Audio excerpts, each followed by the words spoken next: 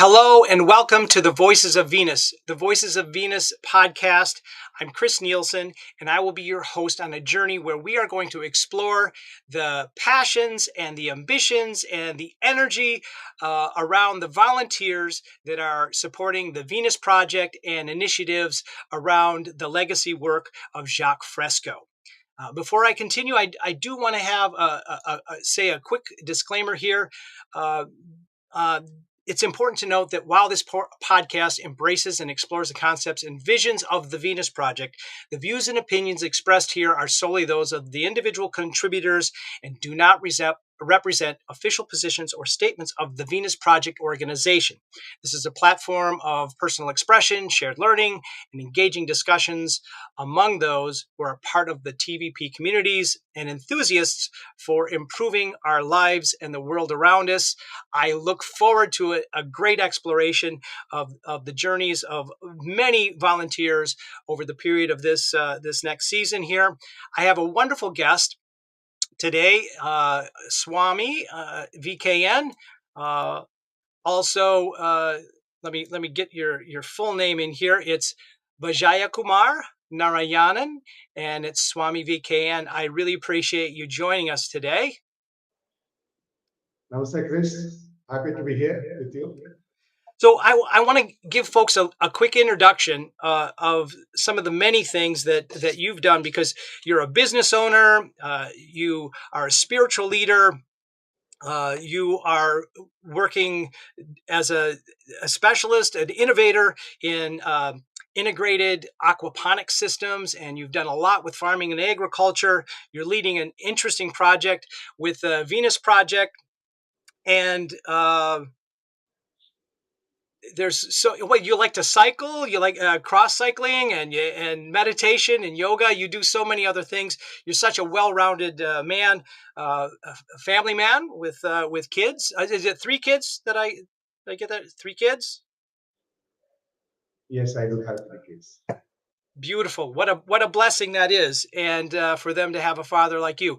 We're going to talk today about how you got connected to the Venus Project and some of the work that's going on in India and in other places. But before we begin, I'd like to hear your story of what got you excited about gardening and aquaponics and this whole opportunity to grow food. All right. I lost my dad when I was 11 years old. So since then, I was helping my mother, who was a subsistence farmer, taking care of family, 5 children, etc. So I think the farming got into my blood from 11 years old. Then, as I said, it kind of grew on you, right? Oh yeah. So we started growing coconuts, mango trees, rice, grapes, and chickens, all those things during a childhood. Then I got into Indian Army as a teacher, out of passion to serve the country. But I got bored of all those nonsense things are going on in different services. I came out of Indian Army, then decided to play 2020 with my own life. Okay, so before we get into the story, explain to folks what is the 2020. Just a quick overview of it being a game. So what is that game? Okay, the game which I planned long back, I think 4 decades ago, was 20 years for graduation for studying. 20 years you work for somebody else in the corporate world.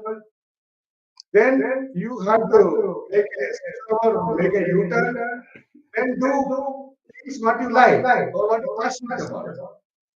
So That's fantastic. No, please tell the rest of the story. That's a great strategy. yeah. So I quit the corporate world. I was earning a huge salary that time, around Indian money 5 lakh rupees per month. Yeah, big money. I came to my native place and there was a trying to settle down somewhere, but one a big rain happened and one of the mango trees fell in the house. ruined my house. We got a big pit and we started researching to what to do with this pit. Then kids told me we will make a swimming pool. That's how it all started, the aquaponics story in India.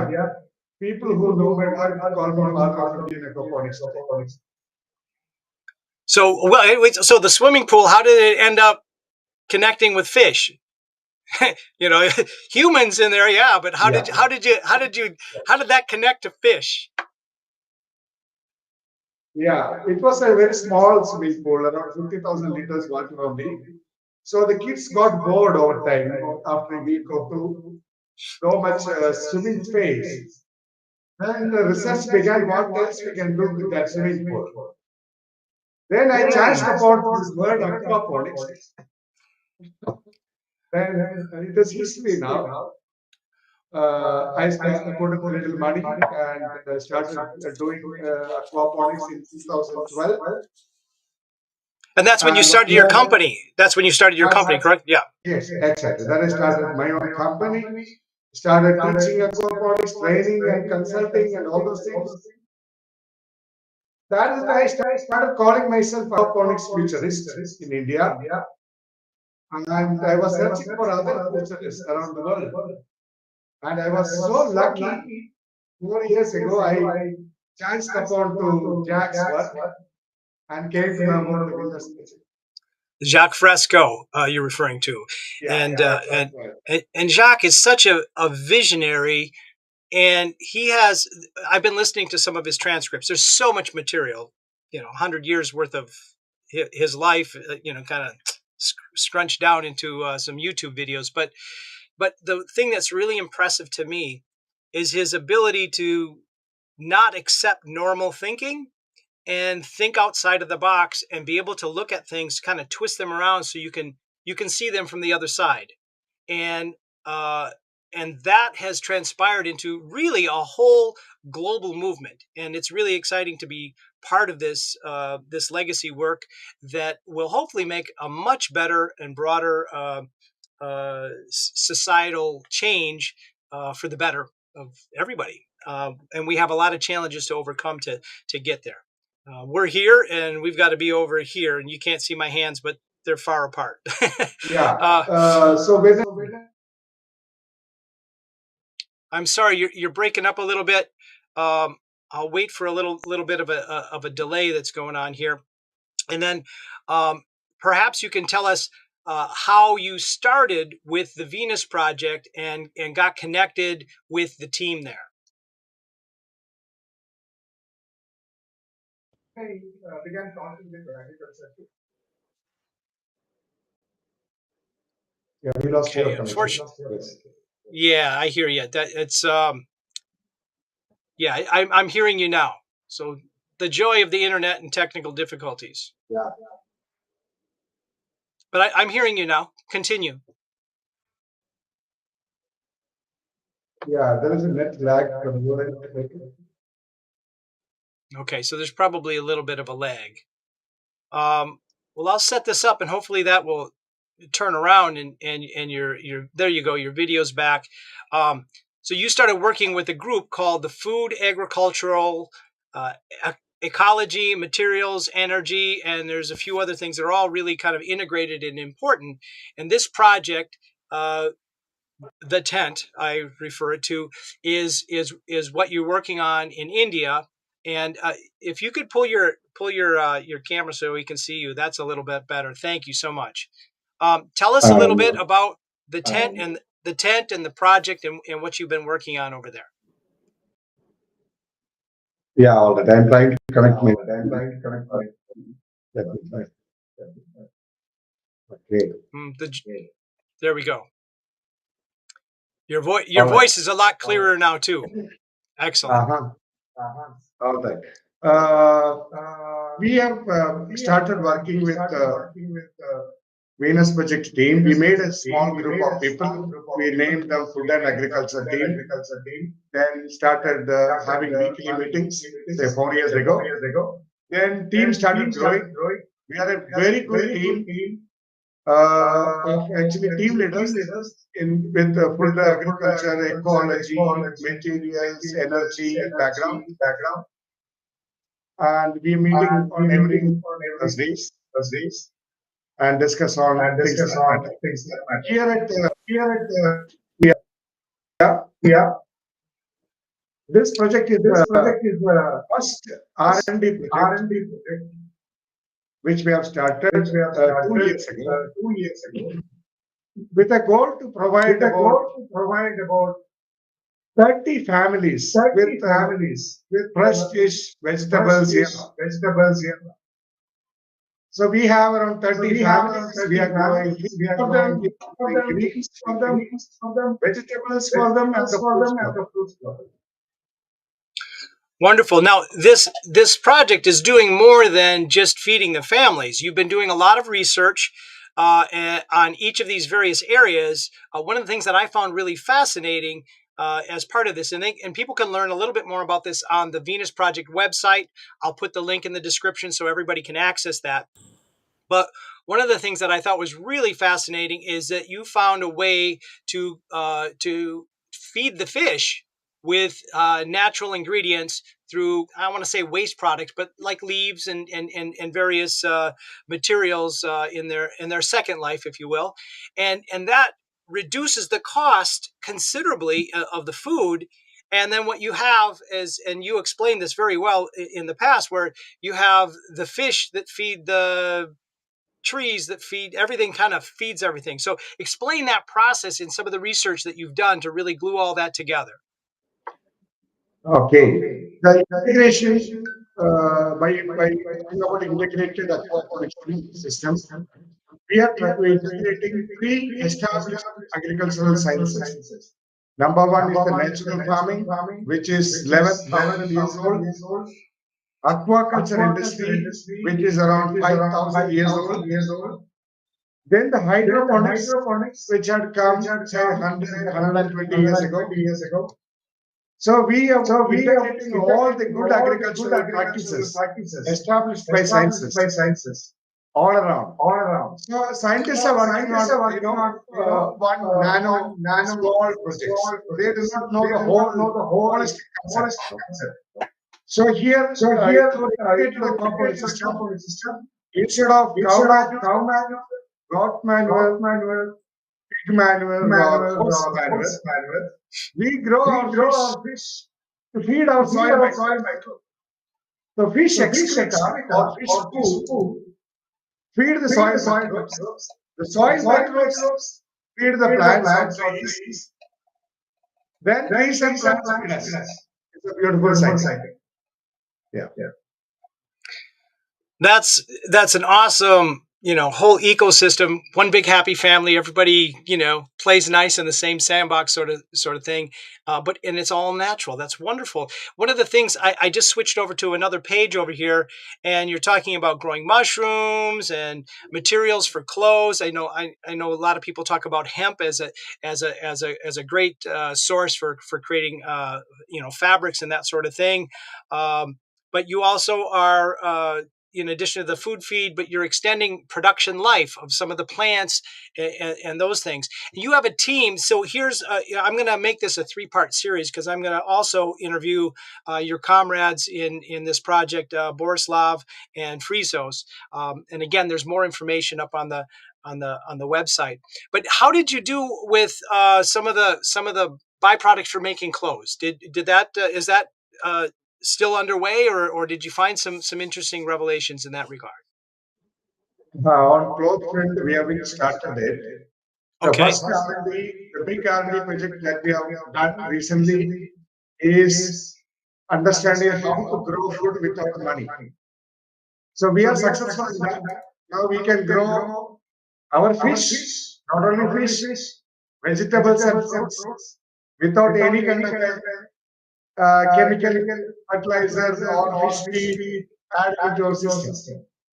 No chemical fertilizers, no pesticides, no herbicides, no antibiotics.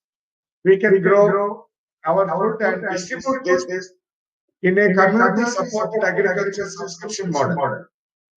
So local farmers Local families get lower price food and get more predictability doing this way. So Well, we do not that's fantastic, because as we've talked before, what you have here is not only the science and the research that is creating these sustainable food systems with no cost or very low cost, but you're also creating a business model that can work. It's in between being a co-op and a for-profit company, and it fits right there in the middle with the resource-based economy.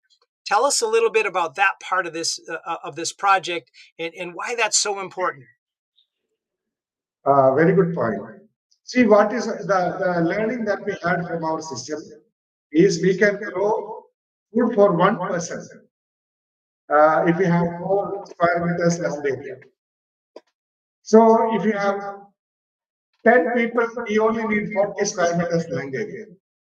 In that way, using our space, roughly around 1,000 square meters, we are trying to feed roughly 30 families, right? So there is huge demand for our produce, but we have little, growth happening here because we have little space here. So we are thinking about expanding it to the next stage. That is 1 acre project.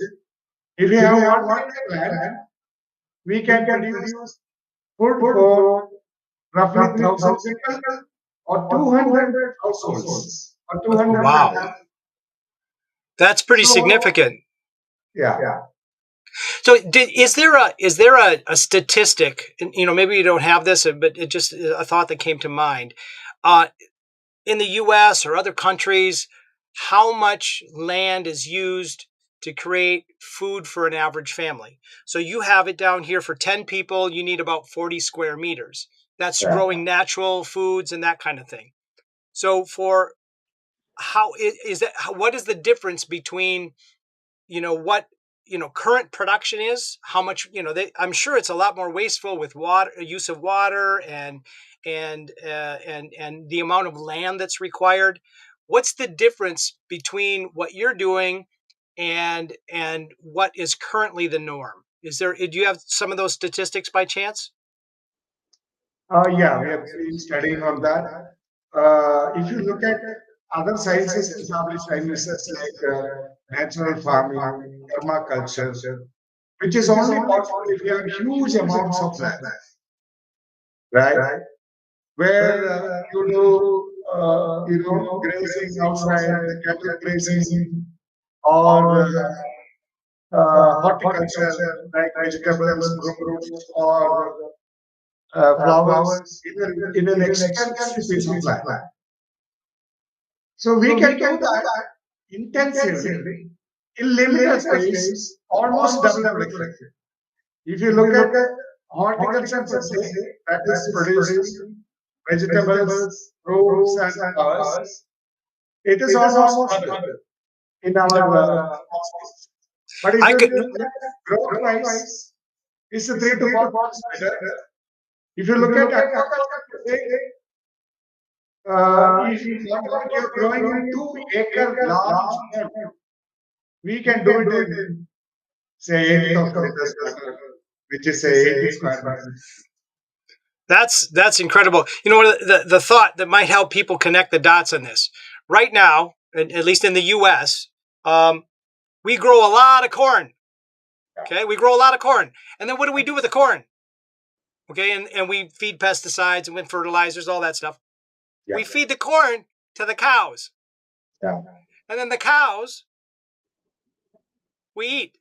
So it's like, think of all the land for the cows, think of all the land for the corn, all of the waste involved in harvesting the corn for that purpose, all of the waste in the process for the cows, and yeah, I kind of like a hamburger once in a while, but I don't need it. I need good quality food. And this is a huge thing that we have to, as a society, I believe, to think about uh, the food that we eat, and not only for the benefits of our health, but the sustainability of our planet and preserving and better utilizing the land and the resources that we have. That just seems incredibly wasteful. The current processes. Would you agree with that? Exactly. If you look at the uh, definition of a resource-based economy given by Jacque Fresco and the Venus Project, the resource-based economy aims to manage resources directly for the benefit of all, rather through the market mechanisms of traditional economies. So we have a lot of importance of food in a resource-based economy because it's a basic necessity. Food is very crucial. It is a fundamental human need. So ensuring food security for all would be the top priority of the resource-based economy system. Now, the beauty of our integrated aquaponics system is you can feed either one person, one family, one neighborhood, or a large commercial feed towns or cities. Right? So Well, everyone can start on, learn the science. So we are thinking about open sourcing the entire knowledge to the TVP car. that's wonderful, and I think that'll be really valuable to so many people in so many places.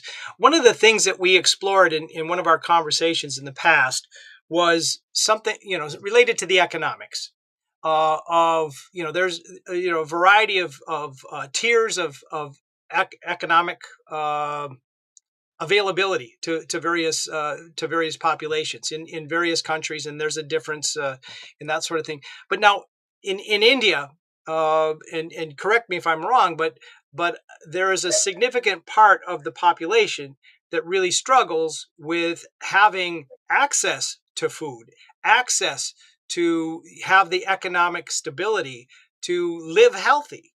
And how do you see this in your country where you're implementing this? How do you see the potential of this as if it's able to grow to scale and really connect with the masses?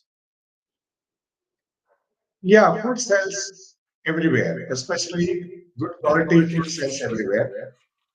So unlike in capitalist systems we have in India also, in RB system, food is not going to be a commodity to be bought or sold. It is a resource to be distributed based on need. So we are learning from our experiences.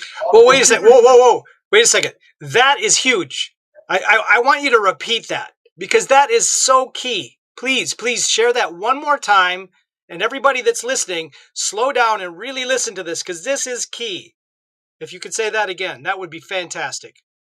I was saying, unlike in capitalist systems, in India also we have capitalist systems here. But food in a resource-based economy wouldn't be a commodity at all to be bought and sold. It is a resource to be distributed based on need. Distributed. Absolutely Exactly. key. Thank you. Yeah. So that is what we are learning. We are now distributing 30 families, and we want to grow to 200 families at any point in time. The moment we have some land or funds, we are jumping into that direction. And then you have with the expanded program, you said you could actually, or the expanded land that you're hoping to evolve to, that could feed 1,000 people, and it's only an acre of land. Exactly. So for That's 1,000 amazing. people, yeah, 1,000 people can be fed with nutritious diet. We will have fish, vegetables, greens, and fruits all combined. Also, we'll have some microgreens, and we have been thinking of trialing mushrooms, etc. So it's going to be a very exciting activity going forward. Yeah. Well, I am excited for you and for the results of all that you're able to contribute. Now, one of the things that that I noticed here is that you're a very spiritual person, and and and we want to have you're into science and the art of knowledge and knowing and learning and growing intellectually, the quality food and the health with you're a cross cyclist, or was it a cross track cyclist, whatever the correct term is for that, and you do these things, for your health. But then in the middle of all this is the spiritual side of you, and you're a leader in that area. You have weekly sessions where I believe they're meditation sessions or gatherings to talk about spirituality. Tell us how that fits into your wholeness of bringing this all and giving back to the world and the community around you. All right. I gone into, you remember my 2020 game plan? I thought of getting into spirituality after 60. But I got this enlightenment moment, say 2 years ago. I read about few scriptures from our, it's a 5,000-year-old old scriptures. In one of that was read in Rigveda, that which exists is one. Sages call variously. Now, whoever came after that, they were all interpreters. They are forgetting that each soul is potentially divine. The goal is to manifest this divinity within. That can be done either by controlling nature, externally, internally. You can do this either through work, or worship, or psychic control, or philosophy, or all of this. But well, there goes, just like gardening, you have a holistic approach. You have to have that balance and holistic approach for life, is really what you're saying, kind of. Yeah, idea is to be free from the engineered program conditioning that we all have from the society, from the teachers, from the books that we are reading. So how to become free? Oh, that's wonderful. I spent last part of the year, I wrote a book called Your Compass List, and it's all about this idea that you just explored, where it's like we have these preconditioned, I call it an inherited compass list, where we've had these preconditioned things, drilled into us, and they're not always the right thing. And every person has a little different conditioning that they have, and that ability, like you're saying, to kind of tune in to what's important to you and centering yourself and writing that list for yourself, I think is really important. So that's wonderful that you've that you're going in that direction of pulling it all together as you're becoming more enlightened. Yeah, if you look at the Venus project, it is exactly what I am thinking also. All is one, and we work like a close-knit family. There are no conflicts. Everyone works for the betterment of other people or other society or the with whomever is there. Well, and to that point, one of the reasons for that is that people aren't doing it for the intention of getting a financial return. Right. We're contributing because we want to make a difference. We want to have impact. We want to give back to other people around us. And when there isn't that incentive, if you will, on a financial type of level, that allows for so much more cooperation, collaboration, and respect to the people, because people give what they can. It isn't like, I expect you to be here at 3:00 and do this and do this and do this. It's like, hey man, if you can contribute and you can give in this area, let me know. And if you can't, then somebody else can do it. And we really appreciate it. And it's going to move at the pace that people feel comfortable. And that's just a beautiful thing if you take the time to dwell on that for a bit. I mean, I'm talking to our listeners, but that's wonderful that you're involved in giving your time in this way. Well, yeah, lots to do. We have only very little time in this so-called in this life. So you can't take it with us. So let's leave a good garden. You know, I remember there was a guy that I met from Iran when I was at a coffee shop when I was like 19 years old, and I'm talking to him, and he said, you know, he was in Iran. He was like this very big corporate, you know, his family, he had maids, he had a big castle, he had all this stuff. And when the revolution came, he had to exit, and he had his family. And he said, he gave me this great advice, and it's related to your gardening. He said, well, a lot of people, they think that, oh, I'm going to go pick a couple roses and then, you know, give away. And he said, no, it's much better to just take your time and grow a rose garden. It takes a lot longer, but the rewards are so much better. And I see that just evolving with all the things that are going on with the Venus project and your project specifically. there is technology everywhere. We have solutions to almost all the problems. But what we do not have are the friendly, cooperative people, kind of a community sitting together and combining all those energies and all those synergies, integrate all the technical uh, solutions that we have, and make it useful for food production or shelter, plumbing, electrical, waste management, minimize environmental impact. Yeah. So we need people. Yeah. Well, you know, one of the things that I thought was really, you know, interesting about Jacque Fresco's concepts is this, you know, he had this idea, he's an architect and a designer, a futuristic designer. And he had this idea, has this idea of kind of a circular city where you kind of have this central brain, and then you have these places where people live, and you have gardening, and you have livestock, you have the variety of sustainable food and uh, and also research institute, you know, kind of like the equivalent of libraries and those kinds of things, and recreation space, and it's a really intricate design.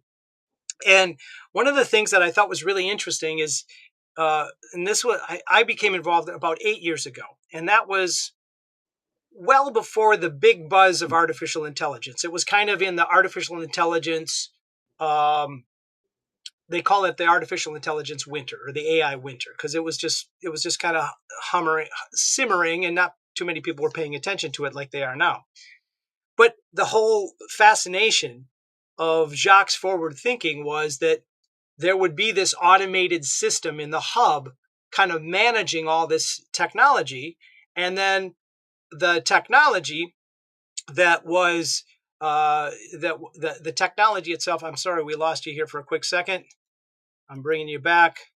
Now you're back. But the technology would be managed and by this you know, super smart computer automation systems, which is all very possible now. And then the systems would essentially take on the manual labor elements. So we would have not only abundance in food, but abundance in time to explore our creativity. Uh, we would have time to explore our creativity. We would have time to connect with other people at a human level. And so, just because you stepped out there for a second, I was just explaining how the systems that Jacque imagined or envisioned, you know, are they're so possible right now. We just have to come together as a society and start thinking about these and make it important. And you know, necessity is the mother of invention, and I think we're coming to that point where we are really we really need to start paying attention to it, and I hope we will. With that, I'd like to find out from you what you see as the future trajectory of the aquaponics systems that you're working on. Now, you had talked a little bit about, okay, now you're going to expand to the 1 acre lot, hopefully, and that will allow you to grow a broader base of people that you're going to be able to feed and sustain through this. You're also working as a teacher and kind of helping the younger generation, you know, connect the dots with this type of technology and these types of systems. But what do you see as the future of in the short? I don't want to say shorter term, like say in the next 5 years, let's say you build up to the 1,000 people, the 1 acre, what's that next step for this concept, this project, and what you're working on there? Yeah. So many things we wanted to do. So many things we wanted to research and develop. For right away now, we are thinking about adding three more fish into the mix. We only have Nile tilapia fish. Now we are going to add giant gaurami fish, chana fish, and see their growth pattern, how whether they can be grown commercially produced. It will take its own time. So you're exploring ways to scale this to broader populations and larger systems that can be and keep the same efficiency. Exactly. That's fantastic. Now, with that, I'm going to bring back your website here because you are an entrepreneur, and when you started this 12 years ago, this was kind of the beginning of this chapter of the 2020, if I'm recalling right. Okay, and you got into the aquaponics, and this has been your platform for connecting with your spirituality and some of the other things that you're doing, even with your cross cycling. If I recall, you organize various competitions and meets, if that's the right word for those. Is that you're still doing that? Oh yeah, it is cross country cycling. Mm-hmm. We are trying to spread a very important message that a bicycle is a simple solution to the world's most complicated problems, such as health and global warming. Well, one of the things I work on streaming teams. I work with a company called Flow Sports, and one of their projects was to do the cross track national championship. So we had this big field where they're going all around throughout the woods and everything, and up hills and through the mud, and they'd have to get on and off their bike. It's a pretty fascinating sport, and it takes a lot of energy. I was really impressed and surprised. I had no idea how intense that is as a sport. So it is really something that it's not for the faint-hearted. You really have to push yourself to do that. But that's what we need to continue to do if we want to maintain our health. Yeah, we began a kind of championship, rallies and races, competitions every 3 months, once every 3 months. So cyclists and athletes come from nearby states like Kerala, Tamil Nadu, Andhra Pradesh, Karnataka. It's become a big event. We started with 10 people, 10 cyclists. Now 200 cyclists gather in our place. Wow, that's addictive. That's wonderful. Yeah. Hey, now getting back to the food production, I noticed here when I was looking at your website that you actually you have classes on how to set up your aquaponics, how aquaponics works, and tell us a little bit about those classes and how people can get involved. I think there's a link they can register. Let's see where that goes. I'm going to click the button.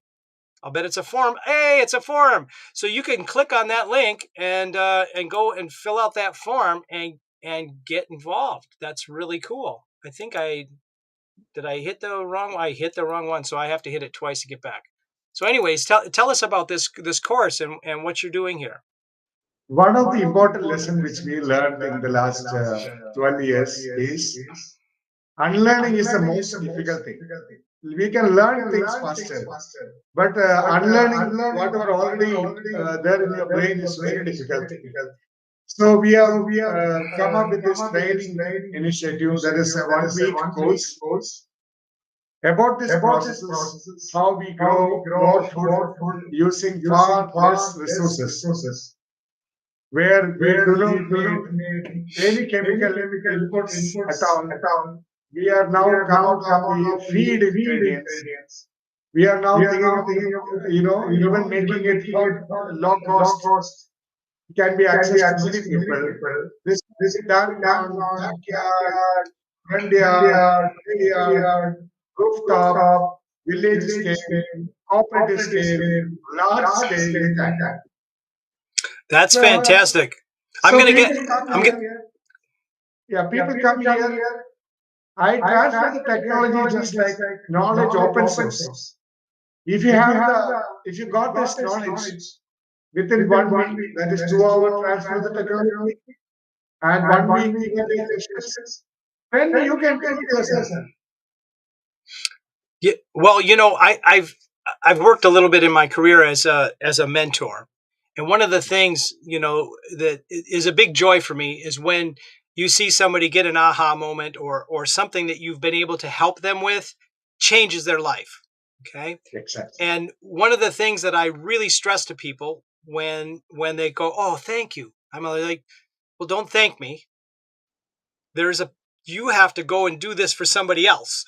You have to give back to somebody else. So you take whatever I gave you, or whatever you got from this experience, and you have to give it to somebody else. And if everybody did that, every time that they get inspired about something, whether it's a gardening technique, whether it's something that you learn spiritually, or you learn a music instrument, teach somebody else, whatever it is, if you can pass that on and help somebody else, inspire somebody else, that energy will make all the difference in the world for us to try and get to that place of a resource-based economy where people are living in abundance and able to live peacefully and get along and enjoy life at a higher level.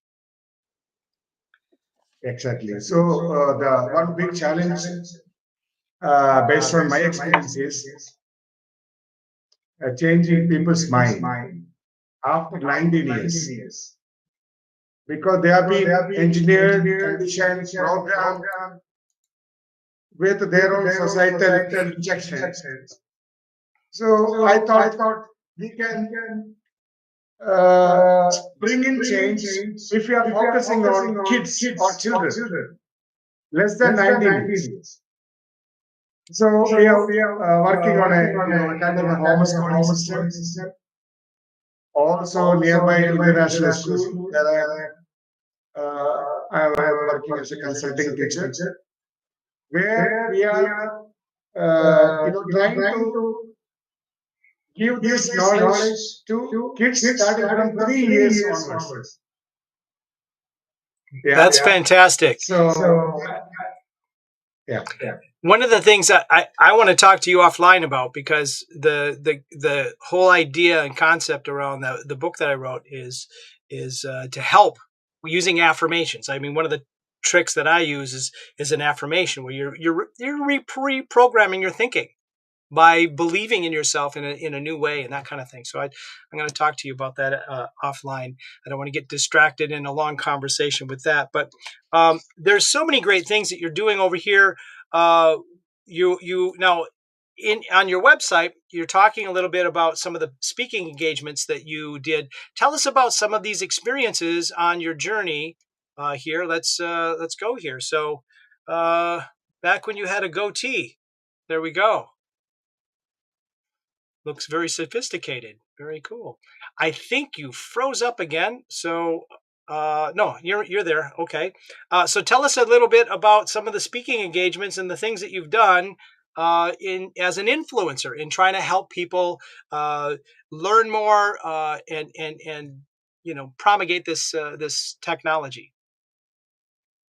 Yeah, this technology is not really new. This was invented in 1984.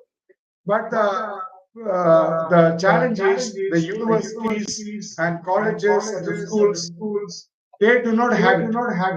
So they go with the rotten technologies they have with them. So the moment they realize that such technologies are available, they invite me for a discussion or a talk to share experiences, to share the technology. Now, have you been able to initiate programs in the universities, related to some of the research, and be able to kind of illustrate? Yeah, that is what the is the current processes? focus. So we have Kerala. Yeah. So Kerala Agricultural University, then Tamil Nadu Jayalalitha Fisheries University, then Sri Venkateswara Veterinary University. Now, slowly, we are taking our knowledge and our experiences to university scientists and vice chancellors.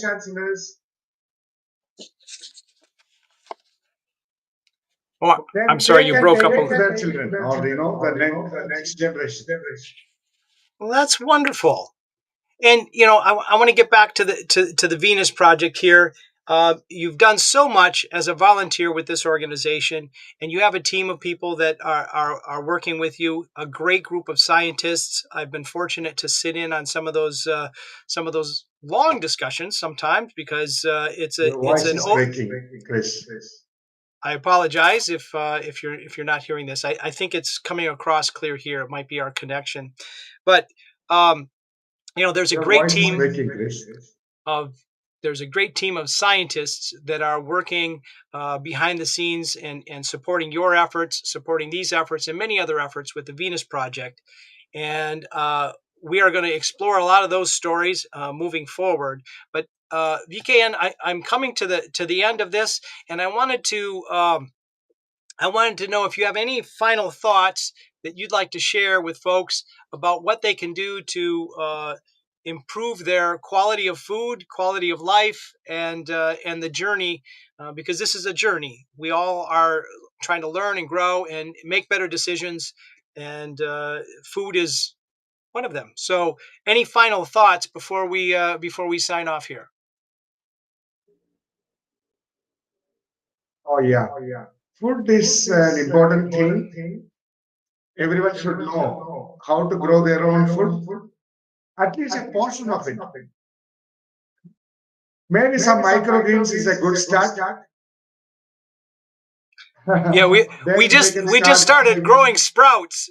My wife got just started growing Yeah, sprouts in the kitchen. That's a really easy thing to do, you guys. yeah. So, production of food is a very important thing. Also, try to learn some technologies, whatever is near to you or accessible to you. We need a lot of technological integration, especially we are thinking about farming robots. We need engineers coming into this and working with sensors, all those physics and stuff, vertical farming, lab grown meat. We are talking. So a lot of innovations to happen in food production. If we could work together as a team, starting small, wherever you are, whatever you do, and work as a team, then we can bring in changes, or we can transition to the resources based economy very soon, very fast. Well, that is wonderful advice, and I want to encourage people, if you want to get involved with the team and connect with VKN and the team on what they're doing with this these aquaponic systems, you can go to the Venus Project website on the Food Agricultural Ecology, Minerals, and Energy page. If you scroll down over here, you're going to see a click to expand the form. And this form is the way you can get started by plugging into the Venus Project. Borislav, one of the other team members, reviews this and will help find the right place to plug you in the right time.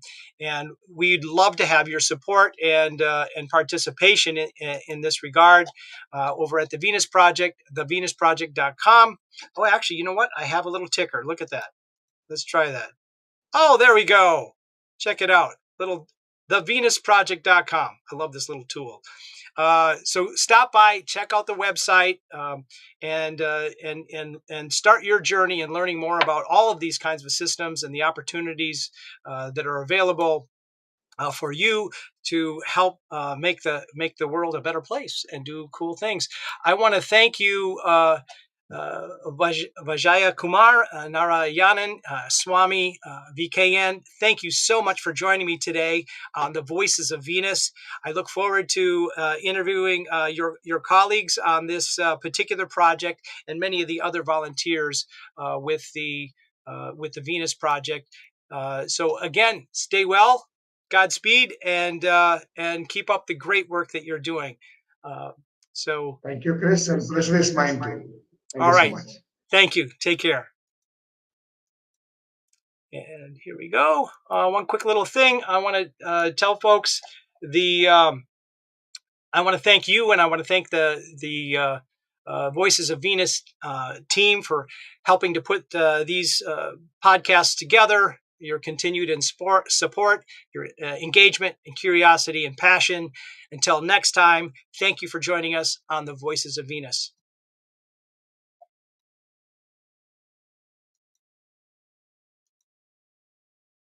Oh, there's a